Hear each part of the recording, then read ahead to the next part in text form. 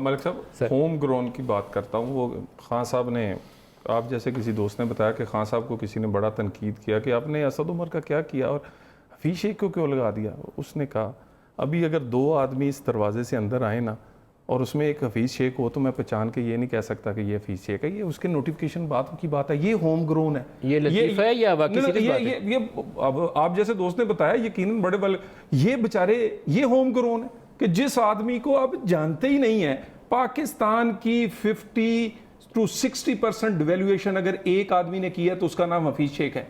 एक आदमी ने अगर पाकिस्तान के 70 साल में रुपया 160 का है ना आज, उसमें से 80 रुपए जिसने गिराए हैं वो सिर्फ एक आदमी का एजाज है और उसकी तस्वीर कायदे आजम के साथ इधर भी लगनी चाहिए। और एक और हफीज शेख साहब को आप ले आए हैं, भाई मेरी बात सुने, होम ग्रोन के लिए आपके पास कोई और असद उमर के अलावा आपने बंदा ही तैयार नहीं किया।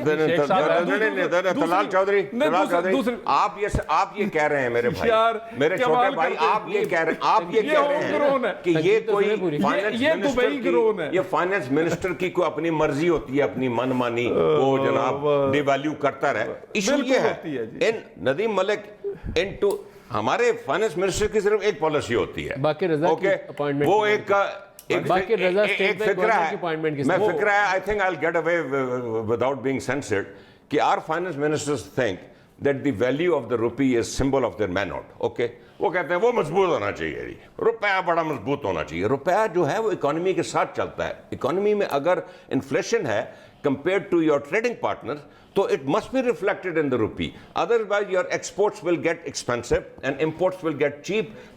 बार-बार यही मॉडल फॉलो होता है। So अगर आप देखें, मैं को एक फैक्चुअल मिसाल दूं, इसका मतलब इसाक डार ने इकोनॉमी ठीक चलाई थी, तकड़ी थी।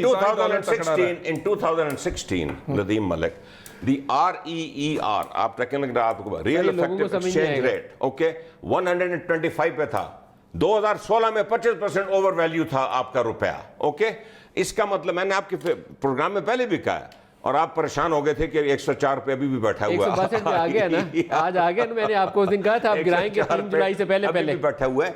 ये हम अपनी करेंसी ओवर वैल्यू रखते हैं और हफीज शेख छोड़ आप हार्वर्ड के जिसको भी ले आएंगे PhD को, उसको अपना रुपया नीचे सही लेवल पे लाना पड़ेगा।